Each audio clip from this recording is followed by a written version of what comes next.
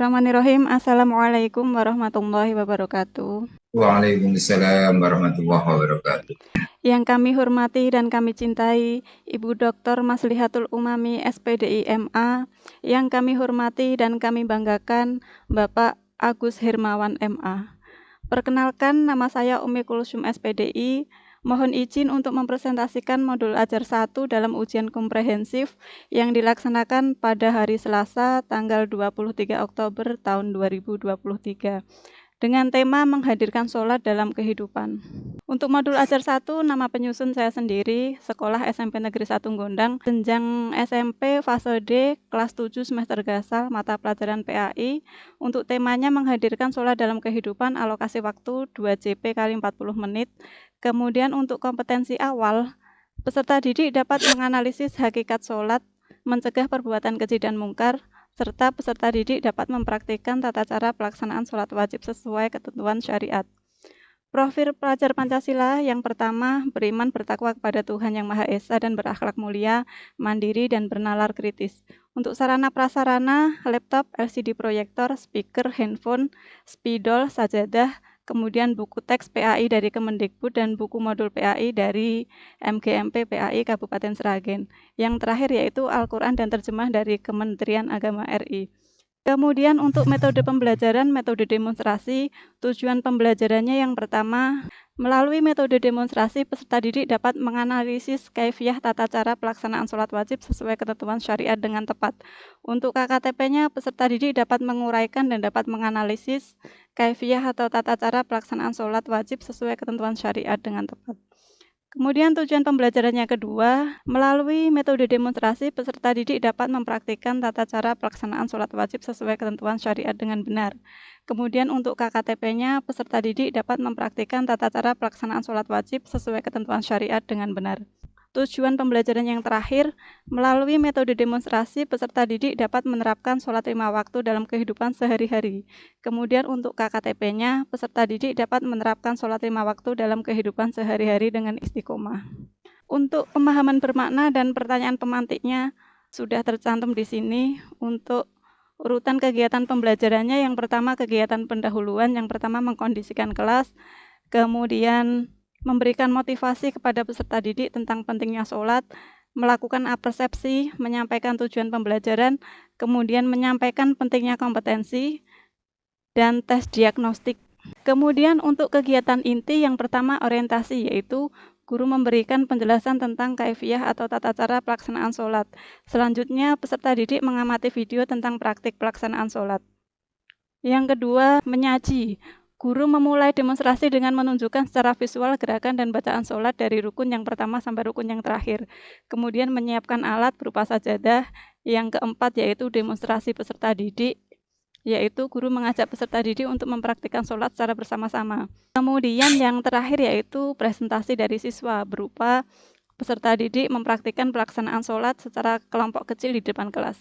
Untuk kegiatan penutupnya, yang pertama membuat kesimpulan bersama peserta didik, kemudian yang kedua melakukan tes formatif dengan link sebagaimana tercantum pada MA, kemudian yang ketiga memberikan pekerjaan rumah tentang materi kaifiah pelaksanaan sholat, kemudian yang keempat memberikan apresiasi kepada peserta didik yang telah mendemonstrasikan pelaksanaan sholat dengan sempurna, dan yang terakhir yaitu guru menutup pembelajaran dengan berdoa.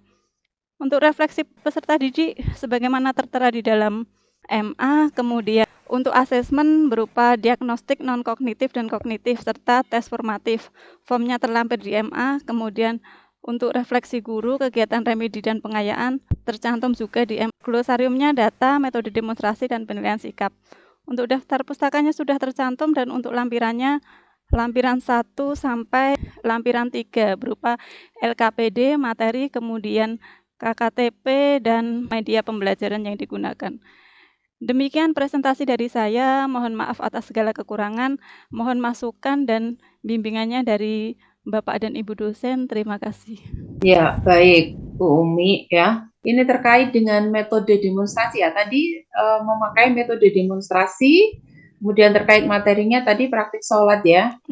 Tentang sholat ya. Oke, baik.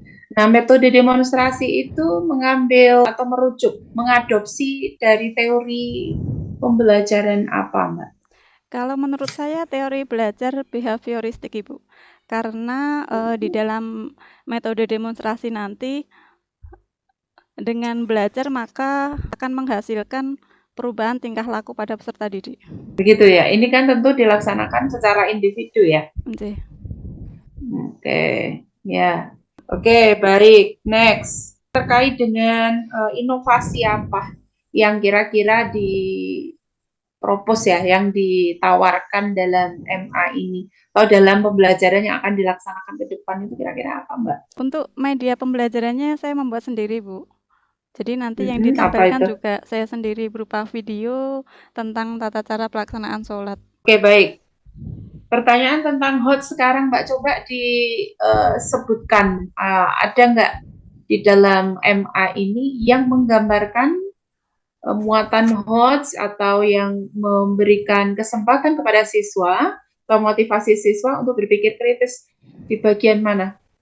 Untuk HOTS-nya ini untuk yang TP yang pertama mengambil kata menganalisis, di mana menganalisis ini sudah masuk ke C4 atau HOTS.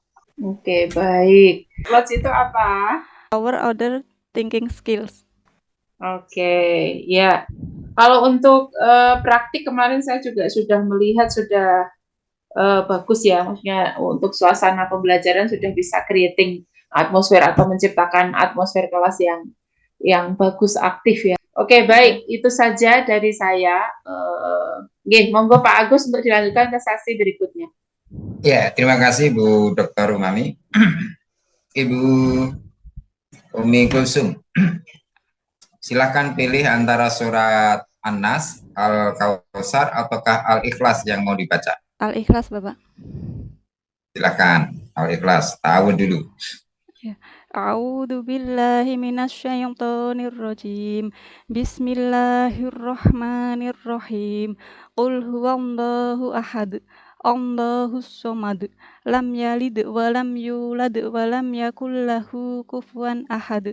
Shadaqallahul azim. Bacaan lam yalid wa lam yulad itu bacaan apa? Lam yalid itu mim sukun bertemu dengan ya, itu idhar syafawi. Kemudian walam yulad, mim sukun bertemu dengan ya, itu juga idhar syafawi. Ahad somad itu bacaan apa? Bacaan kolkolah kubro, karena di akhir kalimat. Kalau lam yalid walam yulad, Kolkolah kubro karena di akhir kata. Kubro semua, Bapak. Terus untuk minasyai ya sukun sebelumnya ada harokat fathah disebut mat apa? Mat lain. Mat lain. Iya. Waboh, waboh. Sebelum ada lafadz jalalah ada fathah itu bacaan apa? Ini lamnya dibaca tebal. Terus untuk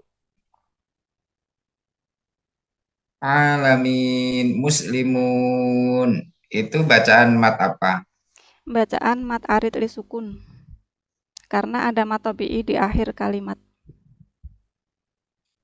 Kalau tawaban dibaca tawaba, bacaan apa? Bacaan mat riwat. Bacaan mat riwat.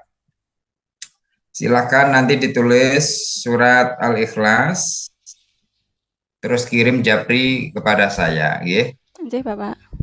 Sebagai penutup, kami mengucapkan terima kasih yang pertama kepada Ibu Dr. Maslihatul Umami, SPDI MA, dan Bapak Agus Hermawan MA, yang telah dengan sabar memberi masukan dan memberi saran demi kesempurnaan MA yang nantinya dapat kami terapkan di sekolah kami. Sekian, wallahul muwaffiq ila aqwamit thoriq. Wassalamualaikum warahmatullahi wabarakatuh. Waalaikumsalam warahmatullahi wabarakatuh.